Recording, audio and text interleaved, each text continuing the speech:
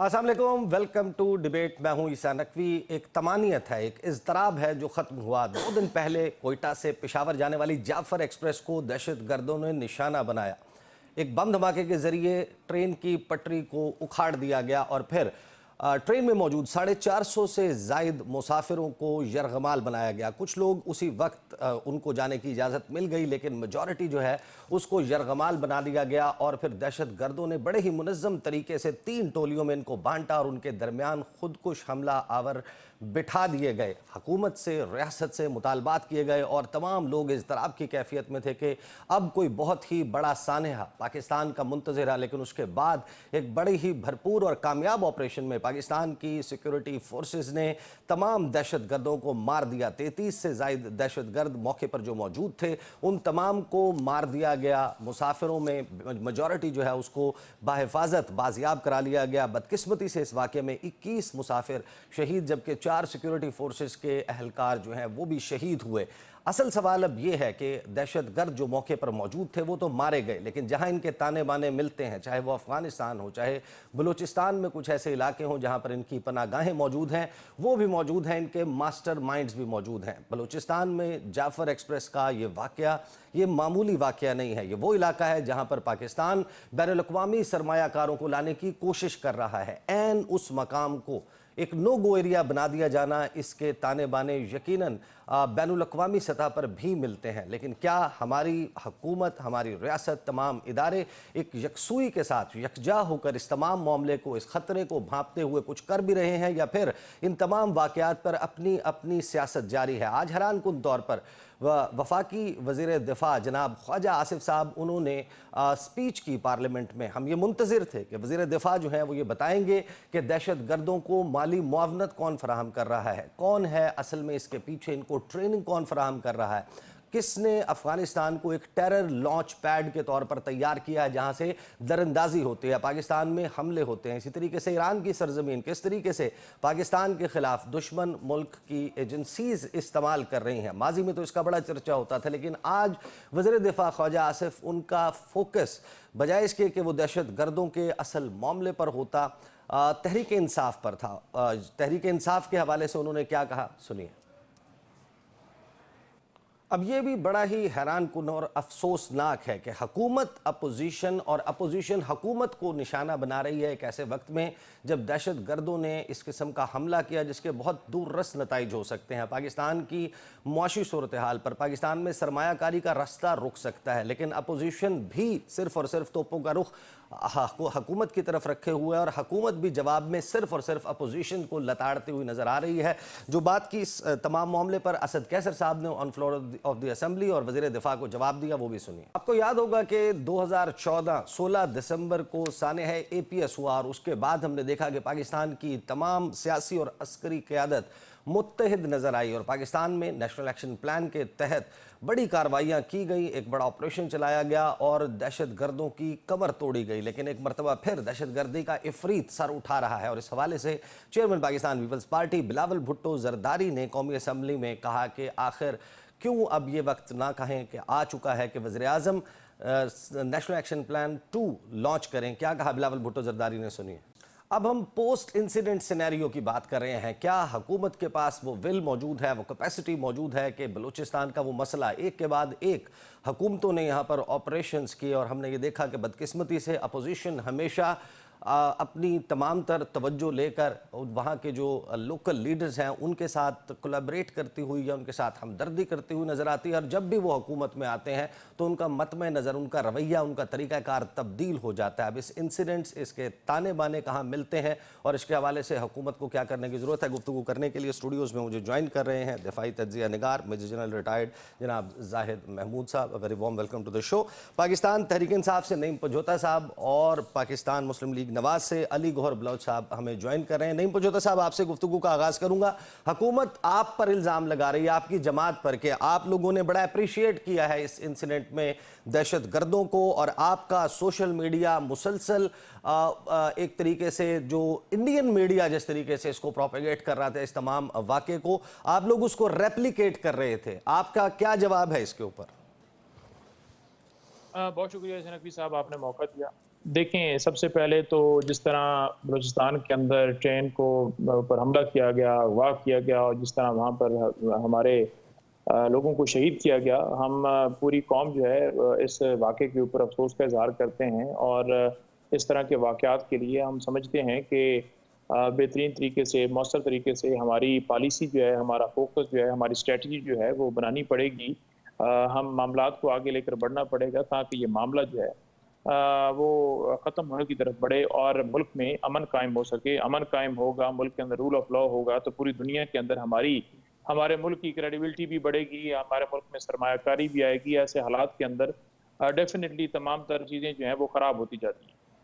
तो दूसरी बात ये है कि जहाँ तक आपने देखा कि हमारी तरफ से एक मुकम्मल तौर पर इसमें मुख्तलिफ बयानात भी आए, अफ़सोस का इज़हार किया गया। लेकिन हैरान थे कि आज ख्वाजा आसिफ साहब जिस तरह फ्लोर ऑफ द हाउस खड़े होकर ये बात कर रहे थे कि इस सारी का ज़िम्मेदार जो है वो जैसे एक नैरेटिव होता है ना, बिल्ड करने की पूरी कोशिश की जा रही है। तो वो जो कोशिश की जा रही थी उसमें पीटीआई को टारगेट किया जा रहा था कि पीटीआई जो है वो इस तमाम तर मौजब इस सारे मामले का मौजब बनी हुई है।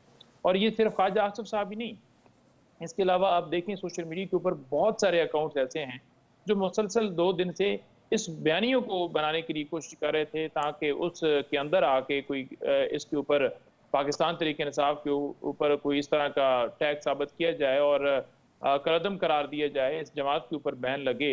और ये पहला हमला नहीं है, ये इससे पहले भी कई दफ़ा ऐसे हमले किए जाते रहे हैं और किए जा रहे हैं। तो ये बड़ी एक अफ़सोसनाक सूरत हाल है कि आप लेकिन बजाय ये एक कि चीज वो सारे साने के ऊपर तकलीफ और उस पे मामला देखें कि किसकी नाअहली है, किसका क्या रोल है, किसके अंदर किसकी स्ट्रेटजी है, कैसे हमें फ़ॉर्म 47 के मुताबिक बनाया गया है और हमारे पास तो कोई अखलाकी जवाज़ नहीं था यहाँ बैठने का। और हमारा फ़ोकस बजाय ये कि उस चीज़ के ऊपर के तमाम तर इदारों को सही जगह पर फ़ोकस करवाया जाए, हम तो पाकिस्तान तहरीक इंसाफ के ऊपर ही क्रैक डाउन करने के ऊपर लगे हुए थे 2 सालों से। यानी 26वीं तरमीम किसने करवाई? किसने फ़ॉर्म 47 के मुताबिक इनको जितवाया? अच्छा किसने पीका पंजोता लेकर साहब आया? इन तो मामलात ये पर जो मैं आता हूँ, इन अगवाकारी के जो मामलात छापे हैं, गिरफ्तारियाँ हैं पंजोता साहब इन इनको मामलात पर मैं आता हूँ। जी। नहीं पंजोता साहब इन मामलात पर मैं आता हूँ, लेकिन अब सवाल तो ये है कि अगर आज आप हुकूमत में होते तब भी आपके सोशल जी। मीडिया हैंडल्स जो हैं वो इस इंसिडेंट के बारे में इसी तर्ज के ऊपर गुफ्तगू कर रहे होते या कुछ मुख्तलिफ होती? हमारे दौरे हुकूमत के अंदर दहशतगर्दी कंट्रोल हो गई थी, ड्रोन ख़त्म हो गए थे क्योंकि उस वक़्त इदारों को उठाने पे, अगवा करवाने पे, प्रेस कॉन्फ्रेंस करवाने पे, लोगों के पीछे लगाने पे, धांधली करने पे, डाका करने पे, लोगों के घरों में छापे मारने पे, इलेक्शन ये जितनी तरमीमें की गई हैं, नैब तरमीमें की गई हैं, पॉलिटिकल लोगों को विक्टिमाइज़ किया गया है, जेलों में, इस पर नहीं लगे हुए थे। उस सही, पे ठीक हमारी जो ठीक है, मैं आपके स्ट्रैटेजी पास थी, वापस आता हूँ। वो अली गौहर बलोच मुल्क साहब, के लिए थी और हाँ अली जी। गौहर बलोच साहब, आपकी हुकूमत को क्या ये रियलाइजेशन भी है कि ये मामला पाकिस्तान की किसी भी सियासी जमात के जो अपने सियासी लड़ाई है उससे बहुत बढ़कर है और मुल्क को इस वक्त बड़ा ही शदीद ख़तरा लाहक है, ख़ासतौर पर बलूचिस्तान और खैबर पख्तूनख्वा में, जहाँ हमें ये पता चल रहा है कि इलेक्टेड सीएम और जो गवर्नर्स हैं वो भी अपने इलाकों में शाम के मखसूस वक्त के बाद बाहर नहीं निकल सकते। बिस्मिल्लाहिर्रहमानिर्रहीम। देखिए, बात यह है कि इसमें तो कोई दूसरी राय नहीं है कि बलूचिस्तान का जो मसला है, बल्कि पूरे पाकिस्तान में जो दहशतगर्दी का मसला है और हमारा जो दुश्मन है वो जितने मज़मूम वो इरादे रखता है और जितने उसके भयानक अज़ाइम हैं और जिस तरह से वो बार बार हमारे मुल्क के मुख्तलिफ शहरों के ऊपर हमलावर होते हैं, बेशुमार जगह पर हमारे जो अफवाज हैं उनके जवान शहीद हो रहे हैं, लेकिन पाकिस्तान के अवाम भी शहीद हो रहे हैं साथ साथ। और मैं समझता हूँ कि इसमें हमारी कुर्बानियाँ जो हैं वो तो बेशुमार हैं, लेकिन अफसोसनाक बात यह है कि आज सियासी इख्तलाफात की वजह से हमेशा से उन लोगों के बयानिए को सपोर्ट मिली, उन लोगों के बयानिए को जो है वो तकवीयत मिली जिनको नहीं मिलनी चाहिए थी। जिस तरह से आपने कल का वाक़या देखा, तो साथ ही साथ मैं यकीन करें कि कई व्लॉगर्स का सुन रहा था, तो उनके अल्फाज भी इस तरह से थे जिस तरह से कि वो दहशतगर्दों को सूरमा बना के पेश कर रहे थे और उनको कमाल उन्होंने स्ट्रेटेजी बनाई है। मतलब शर्म आनी चाहिए ऐसे व्लॉगर्स की, और वो सीनियर लोग हैं और उनकी एक खास मकाम है हमारे पाकिस्तान के व्लॉगर्स के अंदर, लेकिन वो अपनी इस तरह की हरकतें करने से बाज नहीं आते। सर अब आप फिर व्लॉगर्स का जवाब, अब व्लॉगर्स का जवाब पे फोकस करेंगे, उनकी गुफ्तगू पे फोकस वो करेंगे, कह या रहा हूं कि इसी तरह से दहशतगर्द? पीटीआई के बेशुमार अकाउंट से सोशल मीडिया के ऊपर भी वो सपोर्ट रियासत की तरफ से नहीं आई, बल्कि तनकीद आई है, बल्कि उसमें तमस्खर भी बाद जगह पर उड़ाया गया। लेकिन हमें अब इन पर अफसोस नहीं है, जो शुहदा के शहादतों के ऊपर सर भी आपका तमस्खर उड़ा सकते हैं। आपका टारगेट, अब इसको जरा ठीक है, आपका एक मौक़िफ़ है, इनका एक मौक़िफ़ है आपके मुतल्लिक, मैं दोनों के हवाले से बात कर रहा हूं, उसको जरा साइड पर रख दें। इस तमाम इंसिडेंट में जो दहशतगर्द हैं, जो असल मामला है, इसके ऊपर आप इसके ऊपर जरा राय देना अपनी, कौन है इसके पीछे? देखिए, तहरीक इंसाफ ने तो हमला नहीं किया ना, हमला तो दहशतगर्दों ने किया, बीएलए ने किया। 9 मई के वाकयात में तो यही हमलावर थे। लेकिन गुजारिश मैं ये करूंगा कि जो ये चैलेंजेस हमें 2013 में भी थे दहशतगर्दी के, कोई ऐसा पाकिस्तान का गली मोहल्ला और चौक नहीं था जो दहशतगर्दी से महफूज था। लेकिन नवाज शरीफ साहब की गवर्नमेंट आई, उन्होंने बेहतर हिकमत अमली बनी और अल्हम्दुलिल्लाह वो 13 से 18 का जो टेन्योर था, तकरीबन 95% दहशतगर्दी के वाकयात में कमी आई थी, 95%। लेकिन अब एक दफा से फिर से वो जिन बोतल से बाहर निकला, आपकी बात बिल्कुल दुरुस्त है, और ये एक दफा से फिर से हमारे लिए एक चैलेंज है। चूंकि बलूचिस्तान देखे ना, बलूचिस्तान की मादनियात, बलूचिस्तान के जो हमारे जखायर हैं, जो सोने के और जो दरियाफ्त हो चुके हैं, वो हमारे दुश्मन से अब हजम नहीं हो पा रहा है। वो नहीं चाहता कि पाकिस्तान अपने पांव पे खड़ा हो, पाकिस्तान मुआशी तौर पर संभले। तो ऐसे में उनका टारगेट जो है वो बलूचिस्तान है, क्योंकि बॉर्डर साथ साथ लगते हैं, पहाड़ी इलाका जाता है, लिहाजा वो तो आपने उनमें से तो किसी के मुतल्लिक आज ख्वाजा आसिफ साहब, फिर वो जो दुश्मन है हमारे, जिनसे ये हजम नहीं हो रहा कि ग्रेफाइट निकल रही है, नेफ्राइट है, जेडाइट है, क्रोमाइट है, उसके बाद सोना है, तांबा है, गैस है, पेट्रोल है, कुदरती वसाइल है, मादनियात हैं, वो जिनको हजम नहीं हो रही, उनके मुतल्लिक भी दो जुमले हो जाते लगे हाथों? नहीं, बिल्कुल उन्होंने हर किसी के बारे में गुफ्तगू की है। जाहिर है जो पॉलिटिकल पार्टीज ट्रोलिंग करते हैं उनके बारे में भी गुफ्तगू हुई है। और खास तौर पर मतलब है कि जिसमें ना सिर्फ ख्वाजा आसिफ साहब ने किया, बिलावल भुट्टो साहब ने बात की, बाकी सारे लोगों ने बात की है। मैं समझता हूं कि जो एक सियासी वर्कर की हैसियत से जो मनफी सियासत वो कोई भी पार्टी कर रही हो, चाहे वो बलूचिस्तान की लोकल लीडरशिप में से कोई पार्टी हो, चाहे हमारी को कौमी पार्टीज में से हो, दीगर में से, जिसमें से ये स्मेल आए कि उनकी बातों से हमारे दुश्मन को सर जो अपोजिशन में होता है वो मनफी सियासत करता है, हमने तो देखा है, जो हुकूमत में होता है वो कहता है कि ये मनफी सियासत कर रहा है, हम मस्बत। जाहिद महमूद साहब, आपने ऑपरेशंस किए हैं, आपने दहशतगर्दी का मुकाबला किया है, आपने मुख्तलिफ ऑपरेशनल एरियाज़ में जाके कमांड किया है, इस तमाम वक्त के दौरान जो आइडेंटिफिकेशन है, रियल आइडेंटिफिकेशन के इस तमाम दरअंदाजी के, दहशतगर्दी के वाक़यात के पीछे कल्परेट कौन है? इनको माली मुआवनत, इनको ट्रेनिंग, इनको एक सेफ सेंचुरी जहाँ पर ये सब कुछ करते हैं, इनको मैप्स, इनको नाइट विजन गॉगल्स, ये इक्विपमेंट, ये कौन फराहम करता है? जी, बिस्मिल्लाहिर्रहमानिर्रहीम, thank you very much Isa for the invite. I think आपने प्रोग्राम में बात भी की है, और अब पाकिस्तान की आवाम को इस वक्त ज़रा जो स्ट्रेटजिक ट्रूथ है जी, उसकी ज़रूरत है कि सच है क्या, हो क्या रहा है। ये हाइब्रिड की एप्लीकेशन है, हाइब्रिड वॉर की एप्लीकेशन है, और इसका जो विक्टिम है वो एवरी सिटीज़न ऑफ पाकिस्तान है। और मैं हर पाकिस्तानी को सेंटर ऑफ ग्रेविटी कहता हूँ, और ये एक रियलाइजेशन, रिकग्निशन है कि every citizen of Pakistan is the centre of gravity of Pakistan. उसके जहन को, उसके दिमाग को टारगेट किया जा रहा है, और इसकी सबसे बड़ी जो एप्लीकेशन इस वक्त हुई है ये बलूचिस्तान के अंदर हुई है।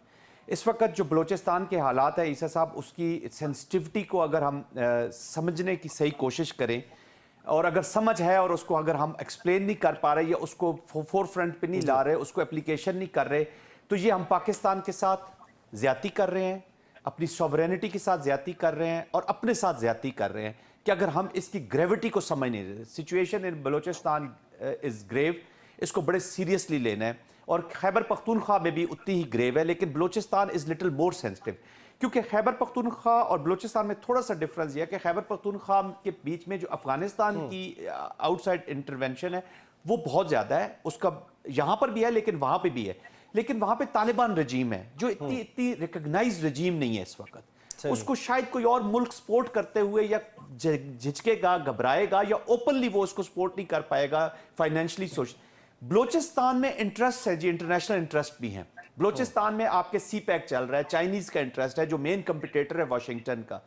फिर मेन कंपिटिटर है, वन ऑफ द कंपिटिटर है या एनिमिटी में है इंडिया के साथ। इंडिया की, अमेरिका की, ये दो मुल्क हैं जिनकी ओपन पॉलिसी है, बीआरआई के और सीपैक के। बीआरआई और देयर ओपन डिक्लेयर्ड पॉलिसी है। और खास तौर पे इंडिया वो पाकिस्तान की इम्प्लोजन चाहता है, और इनका ऑब्जेक्टिव, इंडिया का जो ऑब्जेक्टिव है पाकिस्तान की पॉलिसी कैप्चुलेशन है कि ये अपनी पॉलिसियों से हट जाए, ये कश्मीर पे कंप्रोमाइज कर जाए, ये अपने न्यूक्लियर पे कंप्रोमाइज कर जाए। तो इसका मतलब है कश्मीर पे कंप्रोमाइज करना हमारी एग्जिस्टेंस, हम अपना मकसद हयात ही खत्म कर दें, या हम न्यूक्लियर पे कंप्रोमाइज करके अपनी सॉवरेनिटी पे कंप्रोमाइज कर रहे हैं।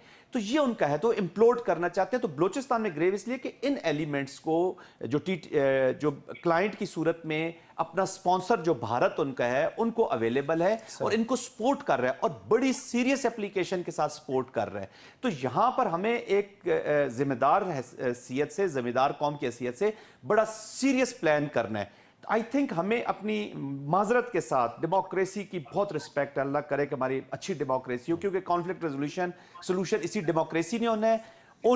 ओनरशिप लेनी पड़ेगी जी वॉर की, पॉलिटिकल लीडरशिप को, और they will have to lead this. Multi pronged strategy की जरूरत है। आप ही से वापस आके शुरू करूंगा, मुझे एक ब्रेक पे जाना है। अली गौहर बलोच साहब, नईम पंजोता साहब मेरे साथ रहिए, बात करते हैं after the break. Welcome back after the break. गुफ्तगू का सिलसिला जारी है। बलूचिस्तान की सूरत हाल, Khyber Pakhtunkhwa, law and order situation और दहशतगर्दी का मामला। जाहिद महमूद साहब, जनरल साहब, ये बताइए कि आप जिस तरीके से आइडेंटिफाई कर रहे हैं, इंडिया के बारे में बात कर रहे हैं, हम अमेरिका के बारे में बात कर रहे हैं, जो मौजूदा हुकूमत है इसका फोकस भी, इसकी गुफ्तगू में भी कहीं वो आपको झलक नज़र आती है कि वो रियल जो कल्प्रेट है या एनिमी है या जो फोर्सेस हैं उनको भी कॉल आउट कर रहे हैं उसी तरीके से जैसे अपने सियासी हरीफों को कर रहे हैं? जी देखिए, मैं थोड़े से अफसोस के साथ मुझे कहना पड़ रहा है कि जब मैं पॉलिटिकल ओनरशिप की मैं बात कर रहा हूँ तो मैं यही कहना चाह रहा हूँ कि जो हमारी जो फेडरल गवर्नमेंट है, हमारे जो पहली बात तो यह है कि पाकिस्तान की कोई ऐसी पॉलिटिकल पार्टी नहीं है जो आज पावर में ना हो। और खैबर पख्तूनख्वा की पाकिस्तान तहरीक इंसाफ की हुकूमत है, they have the serious challenges, वो भी वॉर का फ्रंट लाइन है। इधर बलोचिस्तान में पाकिस्तान पीपल्स पार्टी कोलिशन है, बट फेडरल की चूंकि कोलिशन है तो यहाँ पर भी एक वो कोलिशन में है, and they are the again front line सूबा है। और फिर फेडरेशन को चैलेंज किया जा रहा है। देखिए, पाकिस्तान को तब भी सबसे ज्यादा नुकसान हुआ है जब लसानी बुनियादों पर नफरत फैलाई जाएगी। बलोचिस्तान में वो हो रहा है, पंजाबी को उतार के मार दिया जाता है, सिंधी को या नॉन बलोची को मारा जाता है, बाकी हाँ। तो उसका मकसद ये है कि हमारे जो बाकी सूबे हैं वो नफरत एक उनके अंदर बलोची के खिलाफ हो जाए। और लिसानी बुनियादों पर जब नफरतें फैलती हैं तो उसके भयानक नताइज निकलते हैं। मेरे ख्याल में 71 से हमें थोड़े से सबक सीख लेने चाहिए। देखिए, रिलीजियस फॉल्ट लाइन हो, सेक्रेटेरियन हो, वो पाकिस्तान में इतना खतरा उनका उस तरह का नहीं है, टू बी वेरी ऑनेस्ट। लेकिन लिसानी पे अगर नफरतें ये फैल गई और यही टारगेट किया जा रहा है, बलोचिस्तान में सबवर्जन हो रही है। सबवर्जन जब माइंड आप, और औरतों में अब सबवर्जन जा रही है, जिस औरत में सबवर्जन जा रही है वो मां भी है, वो टीचर भी है, उसकी गोद में जो बच्चा है वो सबवर्सिव माइंड की गोद में बच्चा है। तो these are the serious challenges. तो हुकूमत की जो तवज्जो है जिस तरह होनी चाहिए, जो फेडरेशन को इकट्ठा करना है, जो रिस्पॉन्स इकट्ठा करना है, whole of a nation approach करनी है, that is the prime responsibility of the federation, federal government. और सूबों को भी बैक बर्नर पे ले जाएं अपनी सियासत को। मैं कहता हूं अक्युमुलेटिव मिस्टेक्स है, लेट्स कन्फेस कि सब ने मिस्टेक की है। मैं इसमें किसी इदारे को, किसी को या किसी पार्टी को मुद्दे इल्जाम नहीं ठहराता, बट खुदारा फ्रॉम दिस इंसिडेंट ऑनवर्ड, ये जो अगर ट्रेन के इंसिडेंट के बाद, जैसे एपीएस के बाद एक हमने एटलीस्ट कोशिश की थी, विल नहीं थी, इसके बाद अगर हमने कोशिश न की, विल की एप्लीकेशन न की और हम उसी सियासत में पड़े रहे, तो Pakistan has serious challenges. Panjota साहब, खैबर पख्तूनख्वा बन्नू का वाकया हुआ, इंसिडेंट्स ऐसे हो रहे हैं। कल मेरे प्रोग्राम में गवर्नर केपी फैसल करीम कुंडी साहब ने कहा कि वो अपने इलाके में जो है वो 7 बजे के बाद नहीं निकल सकते। वो कह रहे हैं कि असर के बाद नॉर्मली जो है वो खैबर पख्तूनख्वा में लोग बाहर नहीं निकल सकते। अगवा बराए तावान हो रहा है, दहशत गर्दी के वाकयात हैं। सूबाई हुकूमत, एक मरतबा फिर गंडापुर साहब का बयान आया कि अप्रैल में वो दोबारा इस्लामाबाद का रुख करने वाले हैं। दहशत गर्दी पे फोकस कैसे होगा? नकवी साहब, बात यह है कि दहशतगर्दी के ऊपर फोकस करने के हवाले से बड़ी वाज़ह तौर पर आपने देखा होगा कि अली अमीन साहब ने पहले भी बात की। पूरे पाकिस्तान के हवाले से हम हमेशा बात करते रहे हैं और खान साहब भी इस हवाले से बड़ा दर्द रखते हैं कि तमाम जो सूरत हाल है, इससे जो दो चार है मुल्क हमारा, इसके ऊपर बड़ी वाज़ह तौर पर पॉलिसी बनाना होगी। जो हमारा अफगानिस्तान के साथ मामला है, लड़ाई के साथ मामला जो हैं वो अमन कायम नहीं हो सकता। बातचीत से मसाइल हल होते हों तो वो बेहतर ऑप्शन होता है। और यही आपने देखा कि हमारे दौरे हुकूमत के अंदर इमरान खान साहब के ऊपर ये वो किया जाता है कि जैसे इन्होंने बड़ा सारा कर दिया, हालांकि उस वक्त बाजवा साहब ने उस मीटिंग को जो है वो उसमें ब्रीफ किया था और उसमें पीपल्स पार्टी भी थी, नून लीग भी थी, दीगर जमातें थी और इस नुक्ते पे आए थे कि इस तरीके से मामलात को आगे लेकर बढ़ा जाए। और आपने देखा कि बिल्कुल दहशतगर्दी जो है वो यूं समझ लें कि ख़त्म हो गई थी, ड्रोन ख़त्म हो गए थे, अटैक्स ख़त्म हो गए थे। लेकिन फिर पॉलिसियां बदलती रहती हैं, मामलात बदलते रहते हैं। ऐसा नहीं होना चाहिए। अली अमीन साहब ने वफाक से पहले भी बात की।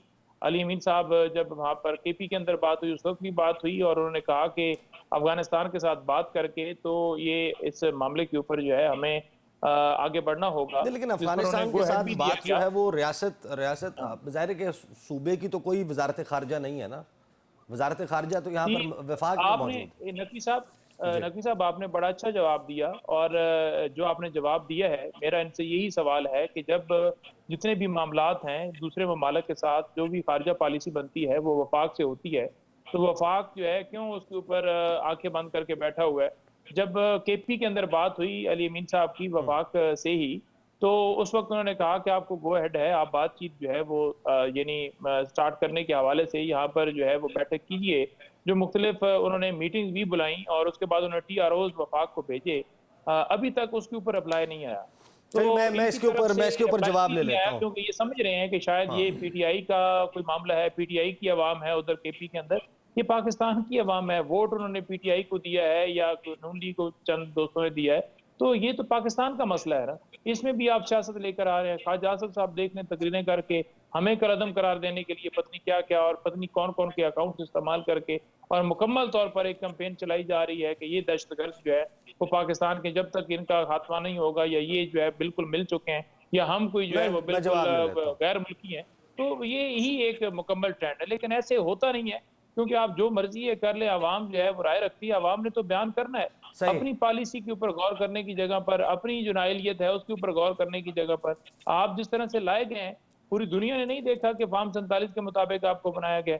आपके सही। पास ना कोई पॉलिसी, आपका फोकस ही PTI है, तो ऐसे तो नहीं मामला। चले मैं पूछ लेता हूँ, अली गौहर बलोच साहब, आपके वज़ीर आज़म, आपके वज़ीर दिफा मुस्लिम लीग नून के वज़ीर आज़म और वज़ीर दिफा हैं या पाकिस्तान के, वो कह रहे हैं कि खैबर पख्तूनख्वा उसके मसाइल हम तो इंतज़ार कर रहे हैं कि आप हमें जवाब दें। अफ़गानिस्तान के साथ पॉलिसी क्या कर रखनी है, किसने रखनी है, किस तरीके से चलानी है, बताएं।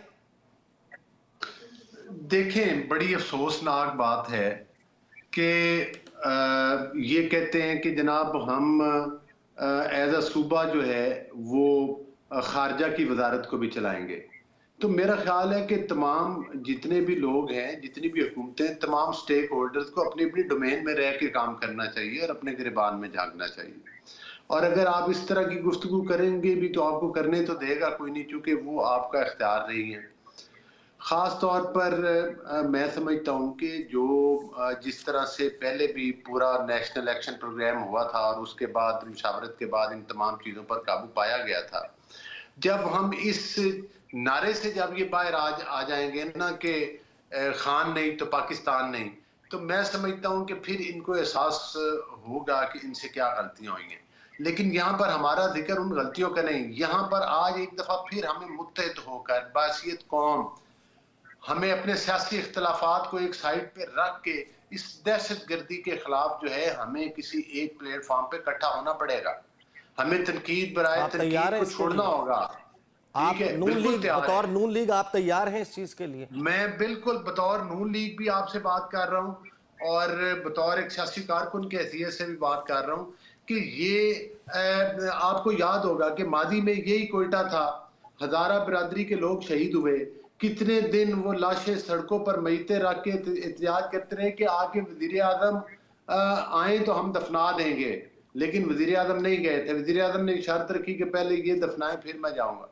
तो मकसद ये है कि ये आज सोशल मीडिया के ऊपर इस किस्म की तनकीद करना कि जिसकी सपोर्ट जो है वो दहशतगर्दों की तरफ जा रही है। आप बलोच साहब, आप इत्तफाक राय की जो बात कर रहे हैं, इसका मतलब आई होप कि आपको अंदाजा है, इसका मतलब ये है कि आप एक APC बुलाएंगे, ऑल पार्टीज कॉन्फ्रेंस, उसमें तमाम सियासी जमातों के जो सरबराहान हैं, आपकी तरफ से मियां मोहम्मद नवाज शरीफ होंगे, उधर से बिलावल भुट्टो जरदारी, आसिफ अली जरदारी, और इधर से आप इमरान खान को जेल से निकालेंगे और उनको बिठा के आप इत्तफाक राय पैदा करेंगे। आप तैयार हैं इसके लिए? देखिए, बात ये है कि नेशनल एक्शन प्लान पहले भी एक बार हो चुका है। काफी चीजें जो हैं वो उस पर तयशुदा हैं और जाहिर है कि उसके ऊपर सही मानों में अगर अमल दरामद हो जाए, मुझे बताएं।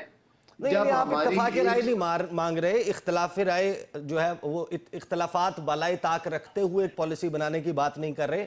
आप कह रहे हैं कि पहले से एक पॉलिसी बनी हुई है, उस पर आपको नॉड मिल जाए PTI और बाकी जमातों से, ये कह रहे हैं? नहीं, मेरा ख्याल है कि इकट्ठा होने में भी कोई हर्ज नहीं। इनकी तमाम लीडरशिप पहले भी आती है और मुख्तलिफ मामलात के ऊपर बातचीत चलती रहती है, और जाहिर है कि जब मुल्क के सिक्योरिटी इश्यूज होंगे और इस तरह के मसाइल होंगे, उन पर तो एक बार नहीं कई बार भी इकट्ठा हुआ जा सकता है। वो कोई ऐसी चंबे वाली बात नहीं है। लेकिन खास तौर पर मेरी एक गुजारिश जरूर है कि KP के जो हुकूमत है, बार बार हुकूमती वसाइल लेकर आप इस्लामाबाद के ऊपर यलगार करते हैं और वहां पर उस शहर को लॉकडाउन करने की कोशिश करते हैं, वहां के सरकारी वसाइल लेकर आते हैं। इतनी तवज्जो अगर आप सिक्योरिटी पर दे लें, अंदरून सिक्योरिटी KP के पर दे लें और दीगर मामलात पर दे लें, तो आपकी काफी एफिशिएंसी बढ़ सकती है। और आपको करना चाहिए। हम मुझे ब्रेक पे जाना है, जनरल साहब से भी पूछेंगे। ये मामला इतना ही सादा है कि अगर सूबाई हुकूमत जो है वो अपने सियासी नारे लगाने से हट जाए तो फिर दहशतगर्दी का मसला ख़त्म हो जाएगा। बात करते हैं आफ्टर द ब्रेक। गुफ्तगू का सिलसिला जारी है। अली गौहर बलोच साहब, आप ये बताइएगा कि ये बार बार ज़ाहिर है कि आपका हदफ तो है तहरीक इंसाफ, लेकिन क्या आप लोग ये आइडेंटिफाई कर चुके हैं कि समहाउ जो बलूचिस्तान से यहाँ पर दरअंदाजी और वाक़यात दहशतगर्दी के, चाहे वो KP में हो रहे हो चाहे बलूचिस्तान में, उसमें रॉ का, इंडिया का भी हाथ मौजूद है? देखिए, पहली बात तो ये है कि आप ये नहीं कह सकते कि मेरा कोई हदफ या मैं कोई PTI को टारगेट कर रहा हूँ। सर इंडिया बताएं, इंडिया है इसके पीछे कि नहीं? यस और नो? इसमें तो कोई दूसरी राय ही नहीं है। जितने हमारे आज तक हमारे इशू, जो कुलभूषण यादव कहाँ से का रहने वाला है? इंडिया का रहने वाला है। इस तरह के कई हमारे हर दूसरे वाक़े के पीछे जो है वो इंडिया की जो मुतदार एजेंसीज हैं, जो हुकूमतें हैं, उनका कोई ना कोई पीछे बहुत बड़ा हाथ होता है। ये सारा निज़ाम वैसे तो नहीं चल रहा है। उन लोगों जो उधर अफगानिस्तान में इनके ट्रेनिंग सेंटर्स हैं और सारा कुछ है, वो बॉर्डर के साथ साथ वो इंडिया की पूरी सपोर्ट है। और इससे तो मेरा नहीं ख्याल कि कोई हमारे दोस्त PTI के खिलाफ कर सके या कोई बाकी दोस्त हमारे खिलाफ कर सके। इसमें तो हमारी कौम, बासियत कौम भी हमारा इत्तेफाक है काफी हद तक। आपने कुलभूषण यादव का तज़किरा किया, ये 3 साल से शहबाज शरीफ वज़ीर आज़म हैं, लगभग दरमियान में काकड़ साहब का वक्त निकाल लें, उससे पहले मियाँ साहब थे, उन्होंने तो कभी कुलभूषण यादव की बात नहीं की। नहीं, कुलभूषण यादव की हमेशा बात होती है। जब इंडिया का जिक्र होता है तो कुलभूषण यादव का भी साथ। मियां मोहम्मद नवाज शरीफ का एक जुमला, एक लफ्ज, एक ट्वीट, एक बयान दिखा दें जिसमें कुलभूषण यादव का तज़किरा हो। नहीं, कुलभूषण, देखिए बात यह है कि हुकूमत ने ये मामला एड्रेस करने होते हैं और नवाज शरीफ साहब ने भी जब भी बात की है वो बिल्कुल पूरी, जब भी हमारे अमन 2013 में और 2018 में जो नेशनल एक्शन प्रोग्राम हुआ था, जो सारी पार्टीज को इकट्ठा किया गया था, जिसके बाद 95% जो थी वो दहशतगर्दी का खात्मा हुआ था। ये वो नवाज, बड़ी जिम्मेदारी से बता रहा हूँ, 2017 बुरहान मुजफ्फर वानी की ये साबित किया था कि मैं बड़ी जिम्मेदारी से, आप मुझे करेक्ट कर दीजिए, हो सकता है मैं गलत हूँ। आखिरी मर्तबा 2017 बुरहान मुजफ्फर वानी की बरसी के मौके पर मियां मोहम्मद नवाज शरीफ ने इंडिया के खिलाफ कोई बात की थी, उसके बाद आज तक नहीं की। मैं 9 साल की मैं बड़ी तवील वक्त की बात कर रहा हूँ। बात ये है, नहीं आप जिस तरह से बात कर रहे हैं, पहली बात तो ये है कि नवाज शरीफ साहब इस वक्त वज़ीर आज़म शहबाज शरीफ साहब हैं, लेकिन नवाज शरीफ साहब वो हैं जब वो वज़ीर आज़म रहे तो उन्होंने दहशतगर्दी का खात्मा किया, ये क्रेडिट जाता है। नवाज शरीफ साहब वो है जिन्होंने इंडिया के मुकाबले में झूठे बयानिए नहीं बनाए थे, प्रैक्टिकली धमाके करके दिखाए थे। और सही, ठीक है, मैं जवाब नहीं लेता हूँ, कोई कांसेप्ट। पंजोता साहब वक्त कम रह गया, मैं लंबे अब किसी सवाल के बजाय आपने बात सुन ली। अब अगर मैं आपको कहूं कि आपने इंडिया के खिलाफ कब मजम्मत की थी, फलां कब की थी, तो इसका मतलब ये है कि ये बातें आपको शरारतन कर रहे हैं, कुछ संजीदा गुफ्तगू नहीं कर रहे। शरारतन नहीं, आज मैं चाह रहा था कि आप इसके हवाले से भी नज़रकुशाई करते, इसके ऊपर गुफ्तगू नहीं आज अगर खुदा न खास्ता ये दहशतगर्दी का वाकया ना हुआ होता तो मुझे तो खुद नहीं याद कि इंडिया के खिलाफ कब बात की थी। जब कभी भी उस टॉपिक पे बात होती है, कोई रेलिवेंट गुफ्तगू होती है, तो उस पर जरूर बात होती है, हर पार्टी के लोग बात करते हैं। इस वक्त रेलिवेंट नहीं है इंडिया पे बात, ठीक है जी। पंजोता साहब को एक टेक। जी बिल्कुल जी, नवाज शरीफ साहब वो थे जब सुप्रीम कोर्ट के ऊपर हमला हुआ था, और वो बड़े पुरअमन शहरी हैं और हमेशा अमन की सियासत की है। मरियम नवाज साहबा ने भी नैब पे जब पेशी हुई थी तो उस वक्त कोई हमला नहीं किया था, ना वो कोई डंडे लेकर आए थे, ना वो कोई रोड़े लेकर आए थे, कुछ भी नहीं किया था। वही नवाज शरीफ साहब हैं जिन्होंने कहा था कि कारगिल के ऊपर कमीशन बनेगा और फिर पत्नी वो कमीशन के अंदर गया। वही नवाज शरीफ साहब हैं जिन्होंने कहा था कि जनाब मुंबई हमलों के अंदर पाकिस्तान की फौज जो है वो इन्वॉल्व है। वही नवाज शरीफ साहब हैं जो बाजवा साहब को सीधा बैठ के जनाब वो ताने देते थे और बातें करते थे कि बाजवा तुमने ये किया, बाजवा तुम वो हो, बाजवा तुम हो। वो जो आर्मी चीफ थे उस वक्त, वही बाजवा साहब हैं जो अपने सियासी मकासद के लिए, नवाज शरीफ साहब हैं जो सियासी मकासद के लिए किसी हद तक भी जाने के लिए तैयार होते हैं। और अगर आज बात हो रही है कि आपने 17 के बाद जो है आज 25 हो गया है और आपने कोई स्टेटमेंट नहीं दी, तो उसके ऊपर मेरा ख्याल में गौर साहब को नहीं इस तरह से आपके साथ बात करनी चाहिए, बल्कि उसका जवाब देना चाहिए कि इंडिया हमारा दुश्मन है और दुश्मन के नवाज शरीफ साहब ने हर मामले में मजम्मत की है कि हमारे मुल्क के अंदर अमन हो। और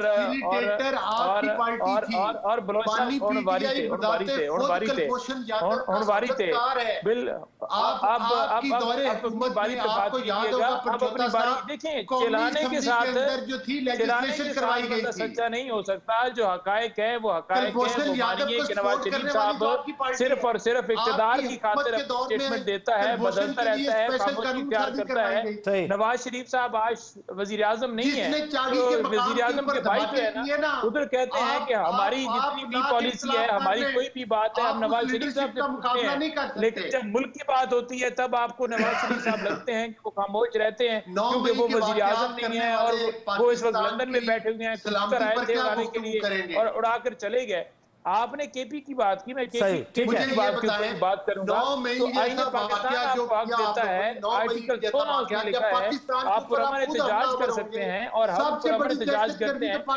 अली गौर बलोच साहब, नहीं पंजोता साहब, इलेक्शन जो धांधली की गई है उसके खिलाफ करते हैं, हम बात करते हैं 26वीं तरमीम के ऊपर एहतजाज करते हैं, हम एक्ट के ऊपर बात करते हैं कि आवाज सही, ठीक है। आप दोनों का पॉइंट आ गया, आप दोनों का पॉइंट आ गया, आप दोनों का पॉइंट आ गया। जाहिद महमूद साहब ये बताइएगा कि जो फोर्सेस के करने का काम था वो ऑपरेशन हमने होता देखा, सक्सेसफुल हो गया।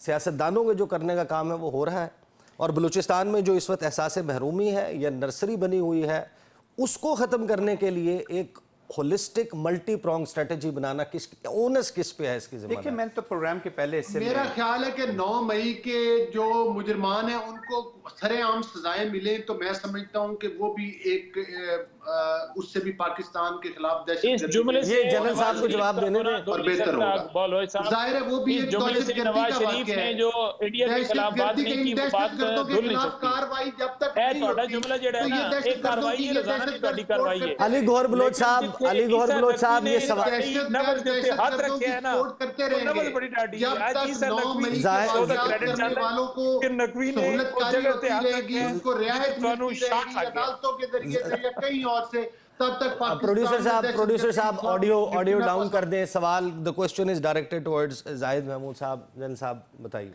देखिए जी, मैंने तो प्रोग्राम के पहले हिस्से में कहा नकवी साहब के जो ओनरशिप है वो पॉलिटिकल लीडरशिप को लेनी है। मेरे बसद एहतराम दोनों भाइयों से, हमारी पॉलिटिकल पार्टी से और तमाम पॉलिटिकल पार्टी से बसीयत पाकिस्तानी, और हमने फ़ौज में रह के जंगें भी लड़ी हैं, बच्चे हमारे लड़ रहे हैं इस वक्त। We need the support. देखें, किसी भी मुल्क का जो अमन और जंग का जो स्ट्रक्चर है जी, किसी भी कंट्री का, वो एक ही चीज़ पे खड़ा होता है, अवाम और अफवाज के दरमियान मिलाप। अगर ये तमाम पॉलिटिकल पार्टीज, पॉलिटिकल फोर्सेस अफवाज के पीछे खड़ी होंगी तो काइनेटिक एप्लीकेशन बहुत अच्छे तरीके से होंगे और हम अपने अहदाफ जल्दी हासिल कर लेंगे। इस वक्त है एक्शन का, और अभी भी वक्त है चीज़ों को संभालने का। शायद ये कल हमारे पास वक्त न रहे, और पॉलिटिकल लीडरशिप ने लेना है, और ख़ास तौर पे जो हुकूमती पार्टीज़ हैं, हुकूमती पार्टी जो है, उनका ये रिस्पॉन्सिबिलिटी बनती है कि वो सारों को जोड़ें। एक पॉलिटिकल जो अनफॉर्चुनेटली ये जो पॉलिटिकल पोलराइजेशन है जी, ये हमारे सीरियस जो वॉर ऑन टेरर है उसको डैमेज कर रही है। अभी आप अंदाज़ा लगा लें, विद ऑल माई रिस्पेक्ट, कि हमने 40-45 मिनट के प्रोग्राम में मेरे ख्याल में माजी और उससे हम अभी तक निकले ही नहीं हैं, और हमने 1 मिनट भी बात नहीं की अपने मुस्तकबिल में जाने के लिए।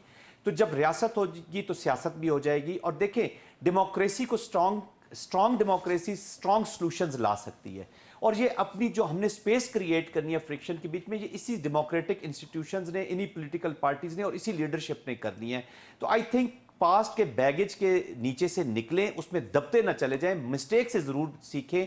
मैं फिर एक दफ़ा करूंगा कि एक्युमुलेटिव मिस्टेक्स हैं, लेकिन सोल्यूशन इसी पॉलिटिकल लीडरशिप ने करना है। नेशनल एक्शन प्लान में भी जहां तक क्लियर और होल्ड था वहां तक तो चीज़ें हो गई, लेकिन जो बिल्ड का पार्ट था वो हमेशा मिसिंग हो जाता है। सोशो इकोनॉमिक डेप्रीविएशंस हैं, सीरियस चैलेंजेस हैं। हम बात कर रहे हैं सबवर्जन की, हम बात कर रहे हैं डेप्रीविएशंस की, हम बात कर रहे हैं वॉर विद इन की, और हमारे सॉल्यूशंस उस तरफ जाने के बजाय आई थिंक हम बहुत छोटी चीज़ों में घुसे हुए हैं। अब सॉल्यूशन तलाश करने होंगे। Major general retired Zahid Mahmood साहब, नईम पंजोता साहब, अली गौहर बलोच साहब, बहुत बहुत शुक्रिया। ऐसा नहीं हो सकता कि अगर फ़ौज अपना काम दुरुस्त तरीके से कर रही हो, बाकी ना कर रहे हो, तो मसला का हल निकल आए। अगर सियासतदान और अदलिया और मीडिया अपना काम दुरुस्त तरीके से कर रहा है, फौज नहीं कर रही, तब सोल्यूशन निकल आए। एक multi prong strategy, holistic approach ही इस वक्त जो है वो वक्त की ज़रूरत है। अब तक के लिए इतना ही, इजाज़त दीजिए, अल्लाह हाफ़िज़।